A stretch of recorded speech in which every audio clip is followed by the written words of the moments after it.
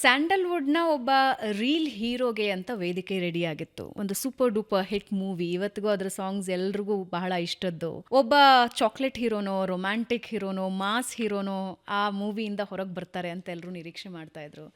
ನೀವೆಲ್ಲಿ social hero ಹಾದಿ ಹಿಡಿದ್ಬಿಟ್ರಿ? ಭಾವನವರೇ, ನಾನು ಅಮೆರಿಕದಲ್ಲಿ ಹುಟ್ಟು ಬೆಳೆದ್ರೂ ಕೂಡ ನಾನು ಕರ್ನಾಟಕಕ್ಕೆ ಬಂದಿದ್ದು ಉದ್ದೇಶನೇ ಸೇವೆ ಮಾಡೋಕ್ಕೆ. ಸೊ ರಂಗಭೂಮಿ ಮುಖಾಂತರ ಸೇವೆ ಮಾಡ್ತಾ ಇರುವಾಗ ಬೈ ಚಾನ್ಸಿಂದ ನನಗೆ ಸಿನಿಮಾ ಅವಕಾಶ ಸಿಕ್ತು.